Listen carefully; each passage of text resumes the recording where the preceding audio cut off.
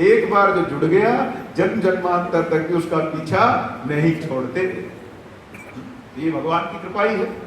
वो तो पीछा छुटाना चाह रहे हैं, लेकिन अब भगवान पीछा नहीं छोड़ेंगे, इसलिए भगवान से जुड़ जाइए, भगवान की कथा से जुड़िए, भगवान के उपदेश से जुड़ जाइए। अगर एक बार आपने खुद को जोड़ लिया, फिर तो वे ऐसा आपको अपने से जोड़ लेंगे, आप भागना भी चाहोगे तो भागने नहीं देंगे, चाहे इसके लिए उन्हें आपके प्राण भी क्यों न लेने पड़े, लेकिन वे आपका त्याग नहीं करेंगे। ये जानने की बात है। इसी प्रसंग में हम भगवान से जुड़ना क्यों नहीं चाहते? क्योंकि हम सबका जो व्यक्तित्व है इस समय वो गड़बड़ हो गया है। एक संत ने महाराज जी एक छोटी सी कथा सुनाई, मुझे एकदम स्मरण हो आई, तो मैं उसी को थोड़ा रखूंगा। उसने कहा कि एक स्थान पर एक सर्कस लगा हुआ था, एडवर्टाइजमेंट किया गया था, भाई बहुत बढ़िया सर्कस है, ऐसा आप लोगों ने आज तक नहीं देखा होगा, और अच्छी खासी टिकट लगाई है। अब लोगों ने सोचा भाई ये तो एक नई चीज है, और ऐसा क्या दिखा रहे हैं, बोल रहे हैं ऐसा सर्कस आज तक नहीं दिखा होगा। हम दावा करते हैं, टिकट भी काफी महंगी है, तो एक वो होता है ना मन में, भाई इतना महंगा अगर खर्चा करा रहे हैं तो कुछ तो खास दिखाएंगे ही दिखाएंगे, ये सोच करके वहां लंबी लाइन लग गई। अब जो भी जाए टिकट खरीद रहा और अपना बाट देख रहा कब नंबर आएगा। अब उन्होंने जब अंदर घुसने की कोशिश की तो उन लोगों ने कहा यहाँ ऐसे सर्कस नहीं दिखाते कि आप सारे के सारे आगे बैठ जाओ और सर्कस दिखा, यहाँ वीआईपी सर्कस है, एक आदमी को एक बार में सर्कस दिखाया जाता है, जब वो देख के बाहर आ जाएगा तब दूसरे को सर्कस दिखाया जाएगा। लोगों ने सोचा भाई तो वाकई विशेष बात है, ऐसा सर्कस तो हमने कहीं नहीं सुना कि एक बार में एक ही व्यक्ति को सर्कस दिखाए। अब लोग अंदर जा रहे हैं, तो जो पहला व्यक्ति अंदर गया, जब अंदर जाते द्वार को बंद कर दिया गया। अब वो अंदर जा रहा है तो वो ढूंढ रहा है, कुछ है ही नहीं, खाली खाली सब दिख रहा है। तो उसको बड़ा गुस्सा भी आ रहा है कि इतने सारे पैसे ले लिए और बोल रहे हैं अकेले अकेले को हम सर्कस दिखाएंगे, यहाँ तो कुछ है ही नहीं। तो वो और अंदर अंदर अंदर जाता जा रहा है। तभी अंदर उसने देखा एक मजबूत सा कक्ष बना हुआ है, और कक्ष के अंदर जब घुसा तो उसने देखा 5-7 पहलवान बैठे। तो उसने पूछा भैया यहाँ वो सर्कस कहाँ हो रहा है, आप लोगों ने इतने सारे पैसे ले लिए और हमसे कहा था कि सर्कस दिखाएंगे, और वो भी एक एक व्यक्ति को वीआईपी सर्कस। तो उन्होंने कहा अभी दिखाते हैं, आइए आइए। अंदर लेकर के द्वार बंद किया और महाराज उस वक्त 6 से उन्होंने कूटा। तो बोले देख लिया सर्कस की ओर देखना है। अब उसने कहा कि देख लिया सर्कस, सर को जिसमें कस दिया जाए सर्कस। अब उन्होंने वो सर्कस दिखा दिया। बोले और इच्छा हो तो बता और दिखाएं। बोले नहीं नहीं मैं अपने घर जाना चाहता हूँ, पूरी तरह संतुष्ट हो गया, जीवन में दोबारा सर्कस नहीं देखूंगा, अभी मुझे जाना। तो ठीक, अब जो बाहर आ रहा है तो सोचता रहा यार ये बात किसी को मैंने कही, मेरी तो बड़े अपमान की स्थिति बन जाएगी। तो अपने बाल थोड़ा ठीक करता है, कपड़े झाड़ बुहार रहा है, थोड़ा चेहरे को जल वल से धोया, अपने को सामान्य दिखाने की कोशिश की, आया। अब जो दूसरा है वो अंदर झांक की कोशिश कर रहा है, पता नहीं अंदर ऐसा क्या दिखा रहा है, उतावलापन दूसरे भी कि जल्दी से बाहर आए तो मेरा भी नंबर आए। अब जब वो आया बाहर तो उसने पूछा यार क्या दिखाया, बताओ ना जरा जल्दी जल्दी बताओ। अब उसने सोचा मैं क्यों कहूँ अपने मुंह से कि मेरे साथ क्या बने, यार जीवन में ऐसा सर्कस कहीं नहीं देखा, बड़ा आनंद आया सर्कस देख, जा जल्दी जा जल्दी जा। अब उसने सोचा अच्छा हाँ भी सर्कस वाले तो बड़े आश्चर्य की बात है, ऐसा सर्कस था कि कभी नहीं देखा। बोले हाँ, बोले जा जल्दी देख के आ, मैं तो चलता हूँ, मेरे को संतुष्टि हो गई। अब वो बाहर आ गया, अब दूसरा गया, अब कहानी तो वही बन गई। वो फिर वो भी वहीं पहुंचा, उन्होंने उसको भी अच्छे से सर्कस दिखाया। अब वो बाहर आ रहा है तो तीसरे व्यक्ति को भी उत्सुकता है कि पता नहीं इसको भी पसंद आएगा कि नहीं आएगा। जब तीसरा व्यक्ति बाहर आने को है दूसरा, तो तीसरे व्यक्ति ने उससे पूछा क्यों भाई तुझे कैसा लगा? बोले अरे मुझे तो वो भी दिखाया जो पहले को नहीं दिखाया था, तू मेरे से भी जल्दी जा। बड़ा आनंद आया सर्कस देख करके, ठीक है। तो अब वो तीसरा भी गया, चौथा भी गया, इस प्रकार से सारे के सारे पिट कुट करके बाहर आ गए। और जिससे पूछो कि कैसा, बहुत बढ़िया, आनंद आ गया। देखो सब पिट गए और सबको कैसे हैं, बहुत बढ़िया। तो संत ने कहा ये जो भगवान को छोड़ करके माया के पीछे पड़े हुए हैं इस लोक में, है ना, इन सबको माया रोज कूट रही अच्छे से, लेकिन किसी से भी पूछो कैसे, मस्त यार, बढ़िया, कैसा चल रहा है जिंदगी, बहुत आनंद यार, लेकिन माया देवी सबको अच्छे से रोज ठोक रही है। लेकिन कोई ये स्वीकार नहीं करना चाहता कि मेरा ही नंबर आया है, वो ये कहना चाहता हम तो बढ़िया हैं, आप भी ट्राई करो ना। आराम चाहिए तो आराम की तरफ जी, दुख दर्द चाहिए तो जादाम की तरफ जी। तो ये रामतीर्थ स्वामी महाराज आपने बताया जी। तो इस प्रकार से मित्रों ये जो भगवत कथा है इसमें यदि आप घुसते जाते हैं तो इस संसारी सर्कस से छूटने का मार्ग बनेगा, अन्यथा रोज यूं ही कुटाई होती रहेगी और हम बाहर आकर के यही दिखावा करते रहेंगे कि हम परम सुखी हैं, हमको कोई पीड़ा नहीं है, हम बहुत अच्छे हैं। इसलिए इससे बचना है तो भगवान की शरण ले लेनी चाहिए। तो पूतना का उद्धार भगवान ने किया है और पूतना को भगवान ने अपने धाम में ही स्थान दिया, ये भी विशेष बात है। देखिए उसकी तो सेवा भावना आप कहोगे कहाँ हुई, वो तो राक्षस है, वो तो बालकों को मारने के लिए आई है। ये न के न प्रकारेण, किसी भी प्रकार कोई भगवान के निकट आ तो जाए, भगवान से संबंधित तो हो जाए, अगर एक बार ठाकुर जी के साथ उसका संबंध बन गया तो उसके उद्धार की पटकथा लिखी जाएगी, उसका उद्धार निश्चित है। इसलिए हम लोगों को अपना उत्साह बढ़ाना है, हम सबको अपने इस धर्मशास्त्र के माध्यम से भगवान की शरण लेनी। अब इसके बाद शकट भंजन किया है, समय की मर्यादा में चेष्टा करेंगे। पूतना को भगवान ने वो गति दी जो माता को देनी चाहिए, अपने लोक में ले गए भगवान, ये विशेष बात। पूतना ने स्तनपान करवाया तो कर्म तो मातृ कर्म है, यद्यपि उसको दंडित तो किया, परंतु फिर उसको वात्सल्य रस में ही अपने निकट रखा। बोलो जी, अपने लोक में लेकर के गए भगवान। और इसके बाद शकट भंजन की लीला है, तृणाव्रत का उद्धार करते हैं, फिर नामकरण संस्कार भगवान का हुआ है। अब देखिए मित्रों, हमने आरंभ में ही कहा था हमारी कथा का ध्येय थोड़ा वर्णाश्रम की तरफ झुकाव बढ़ा। तो भगवान स्वयं भी जब इस जगत में आते हैं तो समस्त संस्कारों को स्वीकार करते हैं, लेकिन आज हमारा जो भारतवर्ष है संस्कार विहीन हो गया है। ना तो गर्भाधान संस्कार ही नहीं हुआ तो आगे क्या होगा? तो शुरुआत ही जब गड़बड़ हो गई तो आगे तो कोई चिंतन के लिए कुछ बचा ही नहीं। और संस्कारों की जो विधि है दोनों प्रकार से समुपलब्ध है, अर्थात वो श्रोत्रिय विधान भी उपलब्ध है और पुराणोक्त विधान भी उपलब्ध है। तो जिनका श्रुति स्मृति में यदि अधिकार शेष नहीं भी रह गया है उन सबके भी संस्कार पुराणोक्त शैली में जैसे शूद्र कमलाकर आदि ग्रंथों के माध्यम से किए जा सकते हैं। इसलिए संस्कारों में सबको रुचि होनी चाहिए। अपने बालकों के निर्माण के लिए संस्कार शाला चलाई जानी चाहिए, सबको संपर्क करना चाहिए विद्वानों के निकट जाकर किस तरह से बालकों के संस्कार। विश्व को व्युपवीतिश्च यत् करोति न तत्कृतम्, अतएव शिखा यज्ञोपवीत वर्णाश्रम मर्यादा के अनुसार विधिवत करना चाहिए। और नहीं तो हम अपने सनातन धर्म के आधार को ही खो देंगे। इसलिए यज्ञोपवीत धारण करना जिसका अधिकार है उनके लिए, और यदि नहीं भी अधिकार है तब भी पुराणोक्त शैली में भगवान नाम सुमिरन, और साथ ही साथ जैसे स्मार्त शास्त्रों में कहा है पुराणोक्त शैली में संध्या विधान उनके लिए भी उपलब्ध है। शूद्र कमलाकर आदि ग्रंथों में कमलाकर भट्ट ने उसका विधान स्पष्ट किया है। तो वो सबको सीखना चाहिए जिससे हम अपनी सनातनी परंपराओं के और अधिक निकट आ सकें और अपना उद्धार कर सकें। तो इस प्रकार भगवान स्वयं नामकरण संस्कार आदि जो संस्कार विधि है उनको स्वीकार करते हैं और उनके लीला में साथ आए हुए पार्षद इन सब कर्मों को करते हैं।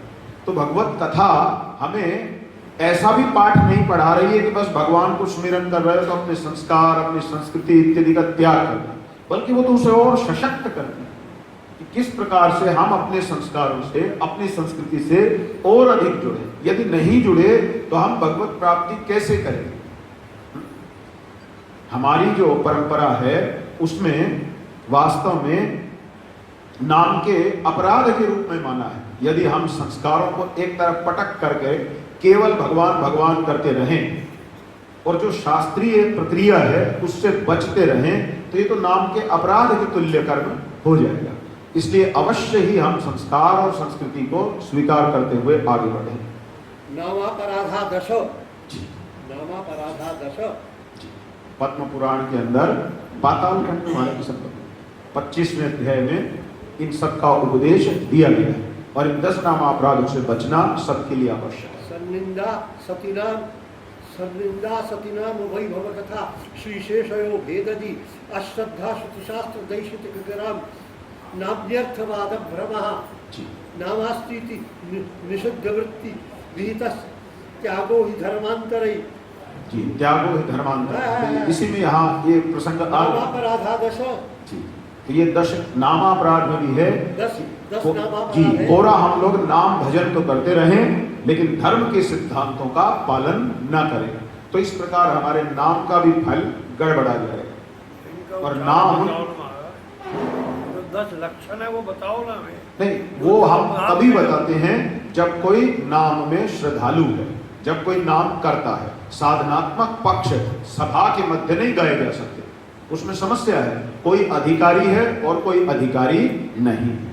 जी, तो इसलिए जो जैसे हम आपसे हमारी पहले भी चर्चा हुई थी तो हमने कहा था साधना का ज्ञान सभा में नहीं दिया जाता, वो व्यक्तिगत ही है। उसके लिए आप आचार्य जी के निकट बैठें तब वो आपको व्यक्तिगत रूप से बता देंगे कि किस प्रकार से, क्योंकि प्रत्येक व्यक्ति अधिकारी है अथवा नहीं है ये सभा में निर्णय नहीं हो सकता। इसलिए साधनात्मक ज्ञान व्यक्तिगत परंपरा से ही दिया जाता है। तो इस प्रकार से आगे भगवान श्री कृष्ण की जो उखल से बांधे जाने वाली लीला है, दामोदर लीला है, उसमें हम लोग प्रवेश करते हैं। अब देखिए, आंगन में 2 अर्जुन के वृक्ष खड़े हैं और अर्जुन के इन वृक्षों का उद्धार आज होना है। बस इसके बाद प्रसंग को रोक सकते हैं। ठीक, तो 2 वृक्ष आंगन में खड़े हैं अर्जुन के और भगवान अनेक प्रकार की शैतानी कर रहे हैं। परिणाम स्वरूप माता के पास शिकायतें आ रही हैं और माता के पास जब शिकायतें आती हैं तो माता ने निर्णय लिया कि ये तो बड़ा चंचल हो गया है, मानेगा ही नहीं, इसको तो मुझे आज अच्छे से दंड देना पड़ेगा। तो माता एक रस्सी उठाती हैं और कहती हैं इस कृष्ण को मैं आज अच्छे से यही बांध देती हूँ, जब देखो तब निकल जाता है और कुछ न कुछ करता रहता है। तो भगवान ने उखल से प्रभु को बांधने के लिए रस्सी उठाई और जब भगवान को बांधने की चेष्टा करती हैं तो रस्सी हर बार 2 अंगुल छोटी रह जाती है। तो इसमें आचार्य ने बहुत मीमांसा की है, इस पर बहुत विचार विमर्श किया है कि किस प्रकार से इसको समझा जाए। इसके अनेक आध्यात्मिक पक्ष भी हैं और कभी कभी ये भी कहा कि द्वैतवादी भी प्रेम मग्न होने पर भगवान को पा जाते हैं। तो ये जो 2 अंगुल का जो अंतर है वो इसको भी दिखाता है। अर्थात जिनकी दृष्टि में अभी अद्वैत का सम्मान नहीं भी हुआ है लेकिन भगवान के प्रेम में अत्यधिक वे भी लग गए हैं या भगवत प्रेम को उन्होंने पा लिया है, तो ऐसी स्थिति में उन्हें भी प्रभु मिल ही जाएंगे। ये 2 अंगुल का जो अंतर है इसको भी दिखाता है। इसी प्रकार और भी अनेक प्रकार की व्याख्याएं की गई हैं, किंतु अंततः माता के प्रेमवश प्रभु ने बंधना स्वीकार कर लिया और जब भगवान बंध गए तो माता तो अपने अन्य कार्यों में लग गई कि भाई अब ये यहीं आज टिका रहेगा और इधर उधर जाकर के फिर से कोई शिकायत आए ऐसी स्थिति नहीं बनी। लेकिन भगवान को तो अपनी जो योजना है उसको आगे बढ़ाना है।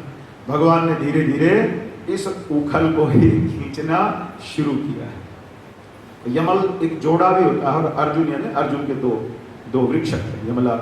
तो महाराज जी जी। उखल के स्थान पर इनको ओखली कह जी दीजिएगा। जी वो ओखली जिसको बोलते हैं, तो ओखली से जिसमें वो कूटते हैं मसाला इत्यादि, तो उससे बांध दिया है। तो भगवान ने जब देखा माता इधर व्यस्त हो गई है तो उसको धीरे धीरे खींचने लगे। और किधर खींच रहे हैं? दोनों वृक्षों के मध्य ही खींच रहे हैं, क्योंकि परमात्मा हम जीवों के बिल्कुल हृदय स्थान पे, जो एक प्रकार से सेंटर पॉइंट ही बनता है, वहीं पर बैठते हैं। तो ये भी संकेत है। और मध्य में आकर के हृदयम, हृदयम, हृदय शब्द का अर्थ ही है कि इसमें हृदय, इस तालाब में अयम ईश्वरः निवसति अतएव एतत् हृदयम, इसको हृदय इसीलिए कहते हैं। सुनो, इंग्लिश में बोलते हैं heart, HEART, heart, HE with H capital, he, denoting God, art is there, therefore this is called heart. Heart का अर्थ भी वही है जी। जो हृदयम का है। महाराज जी भक्ति शास्त्र पर PhD है तो भक्ति शास्त्र के बहुत मार्मिक विद्वान हैं, इसलिए भक्ति की दृष्टि से जब बोलते हैं तो हर बार कुछ न कुछ आनंद बढ़ ही जाता है। तो भगवान ने इसको ओखली को गिरा दिया और इस प्रकार से फंसाया है कि एक वृक्ष इधर है और एक वृक्ष इधर है अर्जुन का, दोनों के बीच में फंसाया। अब भगवान थोड़ा थोड़ा जोर लगाते हैं। क्यों? क्योंकि एक साथ ही काम निपटा देना है, अलग अलग काम बढ़ाते नहीं है। भगवान ने थोड़ा जोर लगाया और दोनों ही अर्जुन के वृक्षों को एकदम से गिरा दिया। अब आप सोच सकते हैं इतना छोटा सा बालक क्या दो वृक्ष उखाड़ेगा? बालक के लिए तो संभव नहीं है, लेकिन यदि वो बालक स्वयं परमात्मा हो तब भला क्या असंभव है? कुछ भी असंभव नहीं है। तो बाल रूपधारी प्रभु ने दोनों अर्जुन के वृक्षों को गिरा दिया और गिराते ही उनमें से दो देवता प्रकट होकर के बाहर आए, नलकुबर और मणिग्रीव। ये दोनों कुबेर संतानें हैं और भगवान की अनेक प्रकार से मधुर स्तुतियां करते हैं। तो इसके प्रसंग में श्रीमद् भागवत में बहुत अच्छे प्रकार से बताया गया है कि ये वृक्ष बन कैसे गए थे, ऐसा हो क्या गया कि इनको वृक्ष बनना पड़ा। ठीक है, भगवान के हाथ में का उद्धार हो गया, ये बहुत सीखने वाली बात है। देखिए, मैं उन्हीं प्रसंगों में थोड़ा अधिक जा रहा हूं जहां हमें सीखने को मिले, और ये आवश्यक है। जब तक हम सुधरेंगे नहीं तब तक उस प्रेममयी कथा में हमारा अधिकार ही सिद्ध नहीं हो सकेगा। इसलिए पहले हम सुधरे, यह आवश्यक है। श्रीमद् भागवत में कहा है ये नल कुबेर और मणिग्रीव नाम के जो दो देवताओं के पुत्र थे, वृक्ष बनने से पूर्व अपनी स्त्रियों के साथ जल क्रीड़ा कर रहे थे। और जल क्रीड़ा करते समय इन लोगों ने वस्त्रों की भी मर्यादा नहीं रखी थी, ना तो इनकी स्त्रियों ने और ना इन्होंने। अब नारद मुनि वहां से गुजर रहे थे, भगवान का भजन करते। तो जब नारद जी के ऊपर दूर से ही इन दोनों की दृष्टि पड़ी तो ये बेशर्म बने रहे। इन्होंने ये भी नहीं देखा कि कोई महात्मा आ रहे हैं, महापुरुष आ रहे हैं, तो हम तुरंत थोड़ा संभलें, अपने वस्त्र इत्यादि को संभालें। लेकिन इनकी स्त्रियों का जब ध्यान गया तो उन्होंने अपने वस्त्रों को तुरंत संवारना आरंभ किया। अब नारद जी तो कोई सामान्य संत नहीं, नारद जी समझ गए कि इन दोनों को अहंकार हो गया है, इनमें इतनी भी मति नहीं है कि किसी महात्मा की उपस्थिति में तुरंत मर्यादित हो जाना चाहिए। यदि त्रुटिवश हम अमर्यादित होंगे, ये नहीं कि महात्मा की उपस्थिति में हम और अधिक अमर्यादित हों। आजकल यही होता है, साधु को देख करके वे भी बोलने लग जाते हैं जो किसी साधारण से व्यक्ति के आगे भी बोलने की हिम्मत नहीं कर पाते। ऐसा समाज में व्यवहार देखा जाता है। तो इन्होंने बिल्कुल भी लज्जा का प्रदर्शन नहीं किया। नारद जी को क्रोध आया, नारद मुनि ने इनको श्राप दे दिया। कि तुम दोनों में तो जड़मती है, बिल्कुल भी अक्ल नहीं है, बुद्धि नहीं है, तुम्हें इतना भी सदाचार नहीं है कि कोई महापुरुष गुजर रहा है तो किस प्रकार स्वयं को संभालना चाहिए। और जाओ तुम दोनों वृक्ष हो जाओ। और दुष्टों का यह स्वभाव है, जैसे ही दंडित होते हैं तो फिर सारी विनम्रता जाग जाती है, तो फिर हाथ जोड़ करके नारद जी के चरणों में गिर पड़े। नहीं नहीं नहीं, ये तो बहुत कठिन कार्य हो गया, आपने तो हमें बहुत ही बड़ा श्राप दे दिया, हे नारद मुनि आप हमारी रक्षा करो। तो देखिए, अगर हम अपने से इस कथा को जोड़ें तो हम लोग भी समाज में कहीं बाहर आते जाते हैं और यदि वहां निर्लज्जता करते हैं, खास करके देखा जाता है तीर्थ यात्रा में भी लोग जाते हैं। मैंने एक दिन पहले भी कहा था, आजकल लोग गंगा जी में भी जाते हैं तो गंगा में पांव लटका करके शराब पीते रहते हैं। गंगा अब तीर्थ यात्रा के लिए नहीं है, राफ्टिंग के लिए है। तो वो क्या कर रहे हैं, वास्तव में वहां पर धर्मशास्त्र के द्वारा बताई गई मर्यादाओं की धज्जी उड़ा रहे हैं कि नहीं उड़ा रहे। और फिर वो ये सोचते हैं कि, और कैसे कैसे कुतर्क करते हैं कि नहीं नहीं ये शराब पीने से दोष नहीं लगे, क्यों कि गंगा जल मिला के पी रहे हैं, ऐसे ऐसे कुतर्क करते हैं। तो हम उनको बोलते हैं काम करो ना, थोड़ा जहर में भी गंगा जल मिला के पी के देखो, दोष लगता है कि नहीं लगता है। दुस्तर्कात् सुविरम्यताम् श्रुतिवतस्तर्कोऽनुसन्धीयताम् आत्मेच्छा व्यवसीयताम् नित्यदेहात् पूर्णं विनिर्गम्यताम् संगत सत्सु विधीयताम्। तो इस प्रकार से ये हमें समझना पड़ेगा कि जो इस प्रकार के लोग गंगा जी अथवा अन्य तीर्थों की मर्यादा का नाश करते हैं, उन्हें अपने कर्म सुधारने चाहिए। अन्यथा नारद जी के समान ही अनेक दिव्य शक्तियां, अनेक दैवी शक्तियां वहां उपस्थित रहती हैं और हम उनके द्वारा शापित होते हैं, उनके द्वारा अनेक प्रकार के दंड भोगने के लिए अपना इंतजाम कर लेते हैं। अब नल कुबेर और मणिग्रीव तो इतने भाग्यशाली हैं कि नारद जी ने सामने आकर के श्राप दे दिया। उन्हें इतना तो पता लगा कि हम शापित हुए, पर यह भी कोई नियम नहीं है कि शाप देने वाले सामने आके खड़े होकर के दंड देंगे तभी हमको शाप लगे, ये भी कोई नियम नहीं है। वे अप्रकट अवस्था में ही हमारे दंड की व्यवस्था कर सकते हैं। तब तो हमें ये भी पता नहीं लगेगा कि हमारे साथ ये जो उठा पटक हो रही है उसका कारण क्या है। इसके लिए भी प्रारब्ध चाहिए। इन देवपुत्रों का इतना प्रारब्ध था कि नारद जी ने सामने से इनको श्राप दिया और जब क्षमा मांगी तो नारद जी ने दोनों देवपुत्रों को ये भी कह दिया, ठीक है यदि तुम्हारे अंदर पश्चाताप की भावना है तो मैं ये व्यवस्था करता हूं, भगवान श्री कृष्णचंद्र जब इस धराधाम पर अवतार लेंगे तो उनके हाथों तुम्हारा उद्धार हो जाएगा। तो संतों का जो हृदय है वो इतना भी कठोर नहीं होता। यदि कोई उनके शरणागत हो जाता है तो उसके बड़े से बड़े अपराध को भी क्षमा करके और उसके लिए व्यवस्था दे देते हैं। उन्होंने वस्त्र आदि नहीं पहने थे। देवियों ने तो जैसे तैसे कुछ वस्त्र धारण कर लिए थे, उन्होंने वस्त्र इत्यादि धारण नहीं किए हुए थे। और सुनो, इस पर मुझको विलियम हैजलिट का एक पत्र स्मरण आता है। अंग्रेजी के प्रोज राइटर विलियम हैजलिट, उनका लड़का boy Hazlitt,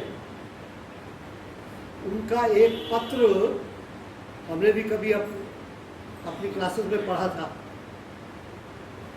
letter to the सन। उसमें एक स्थान पर वो बड़ा सुंदर लिखते हैं महाराज, ड्रेस एंड एड्रेस, मैं कोट कर रहा हूं, बिल्कुल अपनी तरफ से नहीं जोड़ रहा हूं। Dress and address, these are the two things which are welcomed everywhere just like new coins. If you know thyself well and express yourself very well, your name will be at the top of the list. Who is loved by all. Dress and address, वस्त्र एवं बोलने की प्रक्रिया, ये दो वस्तु, these are the two things which are welcome, जो सब जगह चाहती है। इसलिए वस्त्र ठीक होना चाहिए। और बोलने की